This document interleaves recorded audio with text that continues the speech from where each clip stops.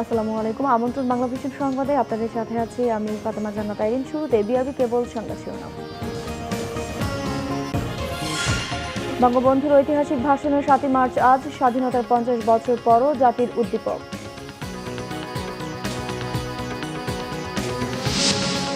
মার্চের ভাষণ বিশ্বব্যাপী স্বাধীনতাকামী মানুষের প্রেরণার উৎস বলেছেন রাষ্ট্রপতি। মুক্তিযুদ্ধের চেতনায় দেশের উন্নয়নে ভূমিকা রাখার আহ্বান প্রধানমন্ত্রী। বাংলাদেশকে দুর্নীতি দুঃশাসনে স্বর্গরাজ্য করেছে সরকার, অভিযোগ ডক্টর কামালের। ২৬ মার্চের মধ্যে ডিজিটাল নিরাপত্তা আইন বাতিল চান ডাক্তার জাফরুল্লাহ। ব্যর্থতার ফল ভোগ করছে বিএনপি বলেন ওবায়দুল কাদের। ভয়ঙ্কর এক শক্তিকে নিয়ে বিরোধী দল দমন করছে সরকার, অভিযোগ মির্জা ফখরুলের। দেখছেন বিআরবি কেবল সংবাদ শিরোনাম, এবার বিস্তারিত।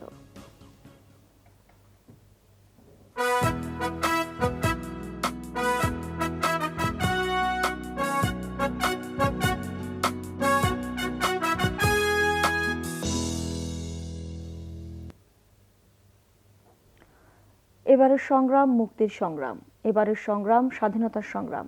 বঙ্গবন্ধুর ঐতিহাসিক ৭ই মার্চের ভাষণ স্বাধীনতার ৫০ বছর পরও উদ্দীপ্ত করে জাতিকে।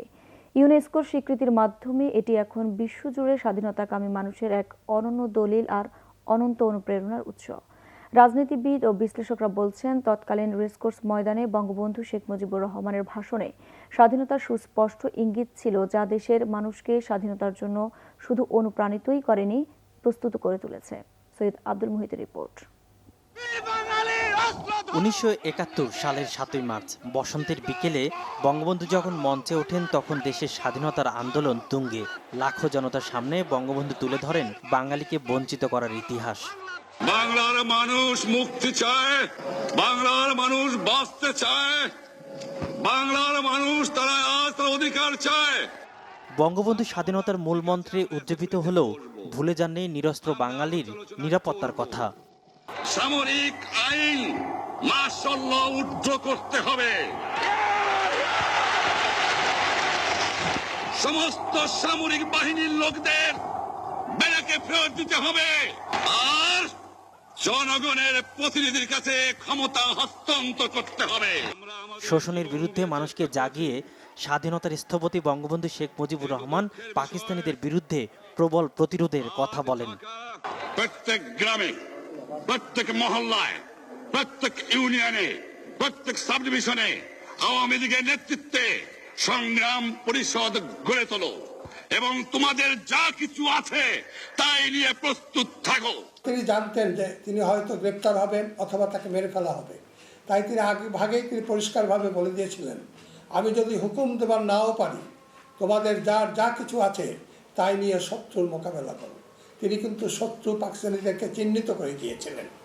বুঝে আর শুনে স্বাধীনতার কবি, অবিসংবাদিত নেতা শেখ মুজিব শোনান তার ঐতিহাসিক ঘোষণা।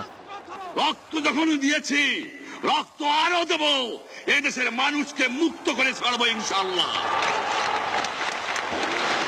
এবারে সংগ্রাম আমাদের মুক্তির সংগ্রাম, এবারে সংগ্রাম স্বাধীনতার সংগ্রাম। এই ভাষণের মধ্যে নিপীড়িত নির্যাতিত মানুষের প্রতিবাদ প্রতিরোধের একটা দিক নির্দেশনা ছিল, যা সারা বিশ্বের কাছে আবেদন তৈরি করেছিল। সেই জন্য সারা বিশ্বে এই ভাষণটি এখন আলোড়নকারী ভাষণ হিসেবে চিহ্নিত। এই ভাষণে সোনার বাংলা গড়ার ইশতেহারও জাতির সামনে তুলে ধরেন বঙ্গবন্ধু শেখ মুজিবুর রহমান। বিশ্লেষকরা বলছেন, ৫০ বছরে এসেও বঙ্গবন্ধুর ভাষণের আবেদন ফুরোয়নি এখনো। স্বল্পোন্নত থেকে উন্নয়নশীল দেশে উত্তরণ করতে যাচ্ছে আমাদের, এই সব কিছুই বঙ্গবন্ধুর স্বপ্ন অনুযায়ী হচ্ছে, কিন্তু আদর্শের দিক থেকে তো বাংলাদেশ বঙ্গবন্ধুর পথে নাই। বঙ্গবন্ধু চেয়েছিলেন, যা 10ই জানুয়ারির ভাষণে বলেছিলেন, যে বাংলাদেশ একটি আদর্শ রাষ্ট্র হবে যার ভিত্তি কোনো ধর্মীয় ভিত্তিক হবে না। আমার সংবিধানে যদি রাষ্ট্রধর্ম থাকে তাহলে সেই রাষ্ট্রের ভিত্তি ধর্মীয় হয়ে যায়, এবং এটা বঙ্গবন্ধু বিরোধী, গণতন্ত্র পরিপন্থী, ইসলাম বিরোধী। আজকে এই ৭ই মার্চের ভাষণ বঙ্গবন্ধুকে হত্যার পর এই দেশের যারা নিক্ষেপ করেছিল, তারা যারা ভাষণ বাজাতে দিত না, আজকে তারা কোথায়? আজকে সারা বিশ্ব এই ভাষণকে মর্যাদা আসনে আসীন করেছে। পুরো জাতি সেই মন্ত্রে উদ্বুদ্ধ হয়ে রক্তক্ষয়ী যুদ্ধে ছিনিয়ে আনে লাল সবুজের পতাকা, স্বাধীন হয় মাতৃভূমি বাংলাদেশ। সৈয়দ আব্দুল মুহিত, বাংলাভিশন, ঢাকা। রাষ্ট্রপতি মোহাম্মদ আব্দুল হামিদ বলেছেন, ৭ মার্চের ভাষণ বিশ্বব্যাপী স্বাধীনতাকামী মানুষের প্রেরণার উৎস। অন্যদিকে প্রধানমন্ত্রী শেখ হাসিনা বলেছেন, ৭ মার্চের ভাষণ বিশ্বের শোষিত মুক্তিকামী মানুষের প্রেরণা যোগাবে। ঐতিহাসিক ৭ই মার্চ উপলক্ষে আলাদা বাণীতে তারা এসব কথা বলেন। রাষ্ট্রপতি বলেছেন, বঙ্গবন্ধু ৭ মার্চের ভাষণ পৃথিবীর কালজয়ী ভাষণগুলোর অন্যতম। পরাধীনতার শৃঙ্খল ভেঙে মুক্তিকামী জনগণকে যুদ্ধে ঝাঁপিয়ে পড়তে এই ভাষণ ছিল এক মহামন্ত্র। একটি ভাষণ কিভাবে গোটা জাতিকে জাগিয়ে তোলে, স্বাধীনতার জন্য মুক্তিযুদ্ধে ঝাঁপিয়ে পড়তে উৎসাহিত করে, বঙ্গবন্ধু ৭ মার্চের ভাষণ তার অনন্য উদাহরণ।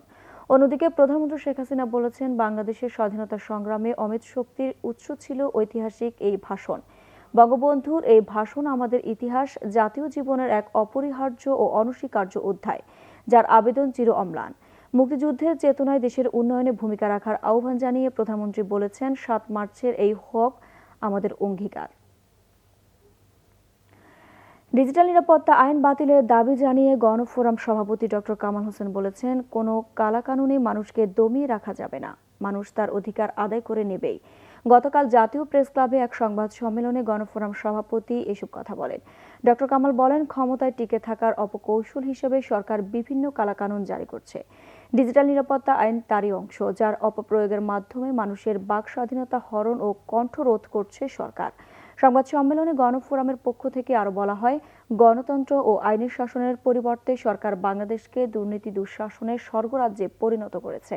জনগণের পিঠ দেওয়ালে ঠেকেছে। তাই জনগণকে ঐক্যবদ্ধ করতে রমজানের আগে দেশব্যাপী গণসংযোগের ঘোষণা দেয় গণফোরাম। ডিজিটাল আইন এভাবে বলে বাক স্বাধীনতা, চিন্তা করার স্বাধীনতাকে যেভাবে আঘাত দেওয়া হচ্ছে, সেখান থেকে আমাদের পুরোভাবে সমাজকে মুক্ত করা দরকার। ঐক্যমত মানুষের মধ্যেও গড়ে উঠছে এবং সে তার একটা ফল হবে যে রাষ্ট্রের যারা দায়িত্বহীনভাবে কাজ করে যাচ্ছে, কুকাজ অকাজ করে যাচ্ছে, তারা বাধ্য হবে সেটা থেকে একটু সরতে। আগামী ২৬ মার্চের মধ্যে ডিজিটাল নিরাপত্তা আইন বাতিলের দাবি জানিয়েছেন গণস্বাস্থ্য কেন্দ্রের প্রতিষ্ঠাতা ডাক্তার জাফরুল্লাহ চৌধুরী। শনিবার জাতীয় প্রেস ক্লাবের সামনে ন্যাশনাল ডেমোক্রেটিক পার্টির মানববন্ধনে অংশ নিয়ে এ দাবি জানান তিনি।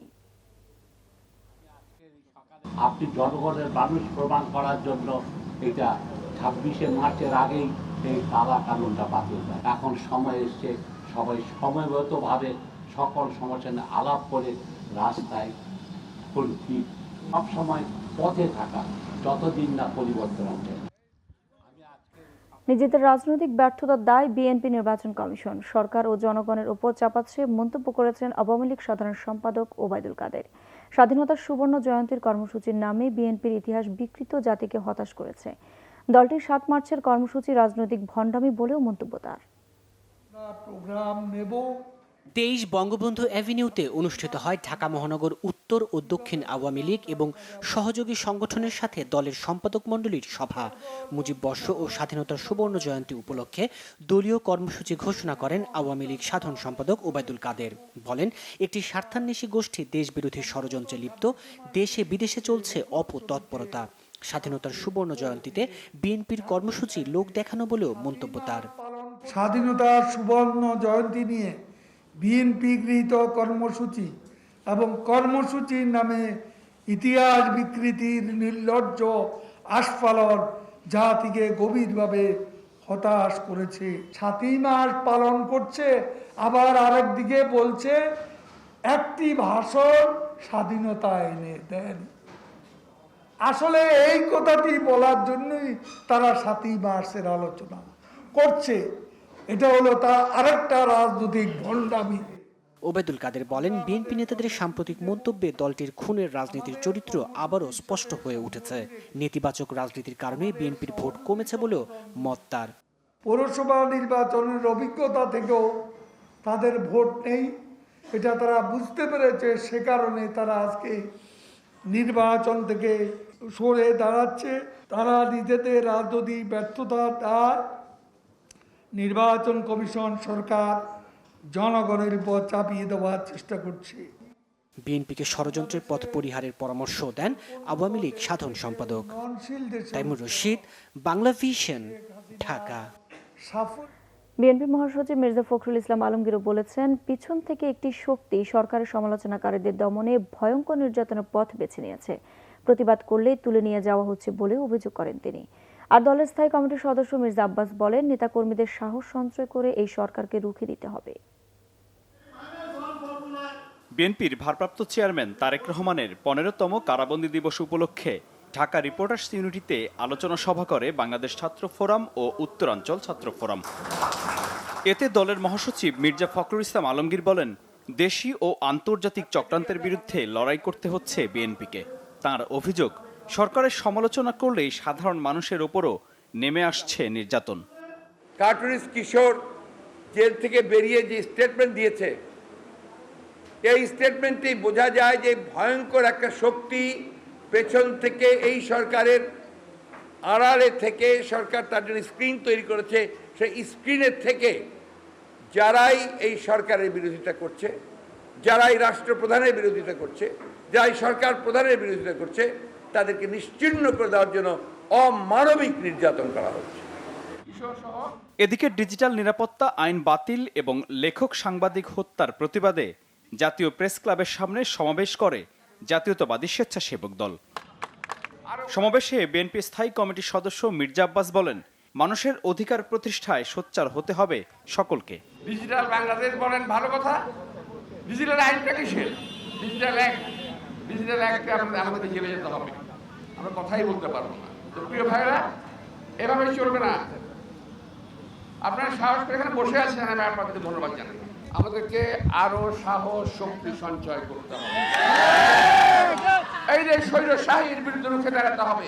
সমস্ত কারা বন্দীদেরকে ইনশাআল্লাহ মুক্তি চাই না, আমরা ইনশাআল্লাহ মুক্ত করব। রাজপথে আন্দোলনের মাধ্যমে বেগম খালেদা জিয়াকে মুক্ত করার কথা জানান বিএনপি নেতারা। মিরাজ হোসেন গাজী, বাংলা ভিশন, ঢাকা। স্থানীয় সরকার বিশেষজ্ঞ ডক্টর তোফায়েল আহমেদ জানিয়েছেন, ইউনিয়ন পরিষদের সক্ষমতার অভাবে করোনাকালীন ত্রাণ ব্যবস্থাপনায় অনিয়ম দুর্নীতি হয়েছে। সে সময় সরকার যে ত্রাণ বরাদ্দ দেয় তাতে অনেক জায়গায় বস্তা প্রতি 3 থেকে 5 কেজি চাল কম থাকার তথ্য তুলে ধরেন তিনি। ত্রাণ ব্যবস্থাপনায় অনিয়ম ও ব্যবস্থাপনা স্বীকার করে স্থানীয় সরকার মন্ত্রী এবিএম তাজুল ইসলাম জানিয়েছেন, চাইলেও রাতারাতি পরিস্থিতির উন্নয়ন সম্ভব নয়। শনিবার সেন্টার ফর গভর্নেন্স স্টাডিজ আয়োজিত অনলাইন আলোচনায় এসব কথা জানান আলোচকরা। অনুষ্ঠানের মূল প্রবন্ধ উপস্থাপন করেন স্থানীয় সরকার বিশেষজ্ঞ ও ব্রিটানিয়া ইউনিভার্সিটির vice chancellor professor doctor Tofail Ahmed. তিনি জানান, করোনায় ত্রাণ বিতরণে বেসামাল ছিল ইউনিয়ন পরিষদগুলো। সক্ষমতা ও সম্পদ প্রবাহের যথাযথ নির্দেশনার অভাবে ত্রাণ বিতরণ সুষ্ঠু হয়নি। সরকার বরাদ্দ দিলেও পরিবহন ও পরিচালনা খরচ না দেওয়ায় বিপাকে পড়েন অনেকে। কোথাও কোথাও ত্রাণ কার্যক্রমে বস্তা ও টন প্রতি চাল কম দেওয়া হয়েছে বলে উল্লেখ করেন ডক্টর তোফায়েল। তবে এলজিআরডি মন্ত্রী তাজুল ইসলাম জানান, করোনার সময় এত বেশি ত্রাণ বিতরণ দেশে এবারই প্রথম হলেও তুলনামূলক কম অনিয়ম হয়েছে। স্থানীয় সরকারগুলোতে সুশাসন প্রতিষ্ঠায় সরকার নিবিড়ভাবে কাজ করছে বলেও জানান এলজিআরডি মন্ত্রী। বাস্তুচ্যুত রোহিঙ্গাদের জন্য কক্সবাজারের চেয়ে ভাষাঞ্চল বেশি নিরাপদ। মৌলিক সুবিধা নিশ্চিত করায় সেখানে রোহিঙ্গাদের জীবনমান উন্নত হচ্ছে। বাংলাদেশ সহ এই অঞ্চলের নিরাপত্তা নিশ্চিত হয়েছে এমন মূল্যায়ন উঠে এসেছে এক গবেষণার রিপোর্টে। রোহিঙ্গাদের দিয়ে জনবসতি গড়ে তোলায় ভাষাঞ্চল দ্বীপটি ধীরে ধীরে আরও বাসযোগ্য হয়ে উঠবে বলে মত গবেষণা সংশ্লিষ্টদের। কক্সবাজারের ক্যাম্পে অপর্যাপ্ত বাসস্থান, চিকিৎসা সহ নানা অসুবিধা থাকায় রোহিঙ্গাদের ভাষাঞ্চলে স্থানান্তর করছে সরকার। এরই মধ্যে কমবেশি লাখখানেক রোহিঙ্গাকে ভাষাঞ্চলে নেওয়া হয়েছে। তবে ভাষাঞ্চলের পরিবেশ নিয়ে আপত্তি তুলেছে আন্তর্জাতিক কয়েকটি সংস্থা। Central foundation for international and strategic studies CFISS এর সহায়তায় ঢাকা বিশ্ববিদ্যালয়ের পিস অ্যান্ড কনফ্লিক্ট স্টাডিজ বিভাগ একটি গবেষণা করেছে। শনিবার সিনেট ভবনে প্রতিবেদন প্রকাশ অনুষ্ঠানে জানানো হয়, ভাষাঞ্চলে আধুনিক সব সুযোগ সুবিধা রয়েছে। কক্সবাজারের চেয়ে সেখানে অনেক ভালো থাকবে রোহিঙ্গারা। এখন পৃথিবীতে বহু জায়গায় ল্যান্ড ডিক্লেয়ার করতেছে, বসে সাগরে পরে ওইখানে এয়ারপোর্ট করতেছে, ওইখানে বাসস্থান করতেছে। আর এটা তো ন্যাচারাল কন্ডিশন হচ্ছে, এটা রাখা খুবই সহজ, এটা রাখা যাবে। Bhasanchar has got a lot of potentials And the facilities of living, water and sanitation, education, healthcare facilities are also better than Cox's Bazar. গবেষকরা জানান, রোহিঙ্গাদের নিরাপদ প্রত্যাবাসনের অংশ হিসেবে ভাষান্তরে নেওয়া হয়েছে, মানবাধিকার নিশ্চিত করা হয়েছে। হিউম্যানিটেরিয়ান ডিপ্লোমেসির অংশ হিসেবে আমরা ভাষান্তরটাকে গুরুত্ব দিচ্ছি এবং এটা বাংলাদেশকে অনেক বেশি বিশ্বের সামনে হিউম্যানিটেরিয়ানিজমের ব্যাপারে বাংলাদেশের যে কমিটমেন্ট এবং আমাদের মাননীয় প্রাইম মিনিস্টারের যে কমিটমেন্ট সেটি প্রতিফলিত হয়েছে এবং হচ্ছে। প্রতিবেদনে সুপারিশ করা হয়েছে রোহিঙ্গা শিশুদের নিজ ভাষায় পাঠদানের ব্যবস্থা করা আর আয় বাড়াতে কুটির শিল্প স্থাপন করার। আরিফুল হক, বাংলা ভিশন, ঢাকা। চট্টগ্রাম কেন্দ্রীয় কারাগার থেকে পালিয়েছে হত্যা মামলার এক আসামি। শুক্রবার ভোর থেকে অনেক খোঁজাখুঁজি করেও তাকে পাওয়া যাচ্ছে না। তার খোঁজে দিনভর কারা অভ্যন্তরে তল্লাশি চালানো হয়। পরে শনিবার কোতোয়ালি থানায় জিডি করেছেন চট্টগ্রাম কেন্দ্রীয় কারাগারের senior jail super Mohammad Shafiqul Islam. এতে বলা হয়, নিখোঁজ কয়েদির নাম মোহাম্মদ ফরাদ হোসেন রুবেল। তিনি নরসিংদী জেলার রায়পুরা উপজেলার মীর কাদিম গ্রামের শুকুর আলী ভান্ডারের ছেলে। চট্টগ্রামের সদরঘাট থানার একটি হত্যা মামলায় 9 ফেব্রুয়ারি রুবেলকে কারাগারে পাঠানো হয়। ঝালকাঠির রাজাপুরে প্রয়াত মুক্তিযোদ্ধা কেরামত আলী আজাদের বসত ঘরে লুটপাট করে আগুন দিয়ে পুড়িয়ে দিয়েছে দুর্বৃত্তরা। প্রতিবেশীদের সহায়তার প্রাণে রক্ষা পায় ঘরে থাকা তার 3 মেয়ে। ঝালকাঠি প্রতিনিধি মোহাম্মদ মাসুদুল আলমের রিপোর্ট। দীর্ঘ 40 বছর রাজাপুর উপজেলার মেডিকেল মোড় এলাকার এই বাড়িতে বাস করছে মরহুম বীর মুক্তিযোদ্ধা কেরামত আলী আজাদের পরিবার। পূর্ব শত্রুতার জেরে গত 5 মার্চ রাতে বাড়িতে লুটপাট চালায় ইমাম হোসেন, জাকির হোসেন, শাহিন খান, নয়ন সহ কয়েকজন। পরে পেট্রোল দিয়ে আগুন ধরিয়ে দেয়। মুক্তিযোদ্ধার মেয়েদের চিৎকারে প্রতিবেশীরা ছুটে গিয়ে তাদের উদ্ধার করে। যখন আগুন লাগাতে আমরা বাইরে যা আমি নিজে বাড়ি করতে ওরা মরিয়ে দিত। হঠাৎ করে আমার মেজ বোন নামাজ পড়ে আমরা 2 বোন কথা বলতেছিলাম, দেখি পিছনের ঘরে আগুনের গোলা আর গোলা। তো আমি প্রাণে বাঁচার মতোই নাম বাঁচার মতোই, কিন্তু আমার পাশে প্রতিবেশী আমাকে টেনে নিয়ে বাঁচাই। নান্নু, ইমাম, জাকির এরা আমার ঘরে আগুন জ্বালাই দেয়। যেহেতু আমরা আগুন জ্বলার পরে ভয়ে তা বেঁচে যাই, কোনো রকম কোনো মালামাল বের করতে পারি না। এখানে 8-9 লাখ টাকার মালামাল পড়ে যায়। পুলিশ ঘটনাস্থল ঘুরে দেখেছে। চাচাতো ভাই বোনদের ভিতরে জমি নিয়ে দ্বন্দ্ব অনেক দিন থেকে মামলা মোকদ্দমা চলতেছে, সিভিল কোর্টে মামলা চলতেছে, এডিএম কোর্টে মামলা চলতেছে। জমিটা কোনো এক পক্ষ আগে দখল ছিল, সেকেন্ড টাইম আবার ওই যে 2 দিন আগে দখলে গেছে, কালকে রাত্রে আবার যে ঘরটা বানানো ছিল ওই ঘরে কে বা কাহার আগুন দিয়েছে। আমরা এখন পর্যন্ত কোনো পক্ষের লিখিত অভিযোগ পাই নাই। রাজাপুরের কমান্ডার ছিলেন মুক্তিযোদ্ধা Keramat Ali Azad. Bangla Vision news desk. Mohammedan ক্লাবের বহু প্রতীক্ষিত নির্বাচন অনুষ্ঠিত। সভাপতি পদে কোনো প্রতিদ্বন্দ্বী না থাকায় নির্বাচন হয় পরিচালক পদে। প্রতিদ্বন্দ্বিতা করেন 20 জন, ভোটাররা নির্বাচিত করেন 16 জনকে। হেরে যান আব্দুল সালাম মুর্শিদি সহ 4 জন। 2011 সালের পর ঐতিহ্যবাহী মোহামেডান ক্লাবের নির্বাচন। সকালে ক্লাবের বার্ষিক সাধারণ সভা অনুষ্ঠিত হয়। এরপর শুরু হয় ভোটের লড়াই। সভাপতি পদে বিনা প্রতিদ্বন্দ্বিতায় আগে নির্বাচিত সাবেক সেনাপ্রধান জেনারেল অবসরপ্রাপ্ত আব্দুল মুবিন। 16টি পরিচালক পদের জন্য প্রতিদ্বন্দ্বিতা করেছেন 20 জন প্রার্থী। নির্বাচন ছিল বেশ জমজমাট।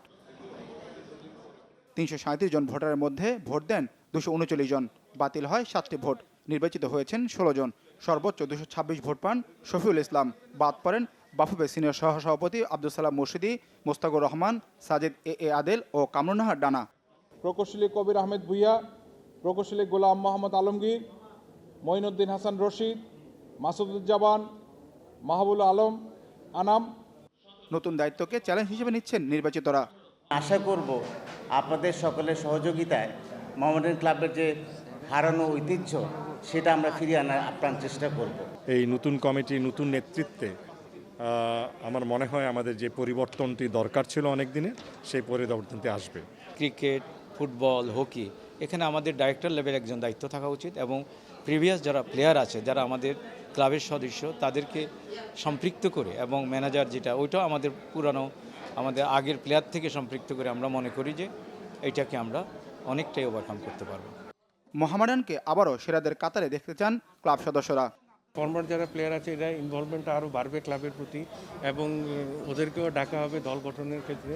ফুটবল ক্রিকেট সব ডিপার্টমেন্টে ভালো দল গঠন করবে। আমার বিশ্বাস যে মডার্ন এই কমিটির আন্ডারে একটা ভালো জায়গায় যাবে। চ্যাম্পিয়ন দল গঠন করার জন্য যে প্রক্রিয়া করা দরকার, যা যা প্রয়োজন, এই বোর্ড সেই প্রক্রিয়া করবে, তাই করবে। আগামী শনিবার দায়িত্ব গ্রহণ করবে 17 জনের নবনির্বাচিত কমিটি। মানিক মাহমুদ, বাংলাভিশন, ঢাকা। সংবাদ শেষ করব বিআরবি কেবল শিরোনামগুলো আরেকবার জানিয়ে। বঙ্গবন্ধুর ঐতিহাসিক ভাষণের 7 মার্চ আজ স্বাধীনতার 50 বছর পরও জাতির উদ্দীপক। 7 মার্চের ভাষণ বিশ্বব্যাপী স্বাধীনতাকামী মানুষের প্রেরণার উৎস বলেছেন রাষ্ট্রপতি। মুক্তিযুদ্ধের চেতনায় দেশের উন্নয়নে ভূমিকা রাখার আহ্বান প্রধানমন্ত্রী। বাংলাদেশকে দুর্নীতি দুঃশাসনের স্বর্গরাজ্য করেছে সরকার, অভিযোগ ডক্টর কামালের। 26 মার্চের মধ্যে ডিজিটাল নিরাপত্তা আইন বাতিল চান ডাক্তার জাফরুল্লাহ। ব্যর্থতার ফল ভোগ করছে বিএনপি, বললেন ওবায়দুল কাদের। ভয়ঙ্কর এক শক্তিকে নিয়ে বিরোধী দল দমন করছে সরকার, অভিযোগ মির্জা ফখরুলের। দর্শক, এই ছিল এখনকার মতো। পরের সংবাদ সকাল 10টায়। এর আগে 9টায় রয়েছে নিউজ টপ 10 দেখার আমন্ত্রণ রইল। এছাড়া বাংলাভিশন সংবাদ ও সংবাদ সংশ্লিষ্ট অনুষ্ঠান দেখতে ভিজিট করুন www.banglavision.tv ও facebook.com/banglavision এবং সাবস্ক্রাইব করুন youtube.com/banglavision news। এতক্ষণ সাথে থাকার জন্য ধন্যবাদ সবাইকে।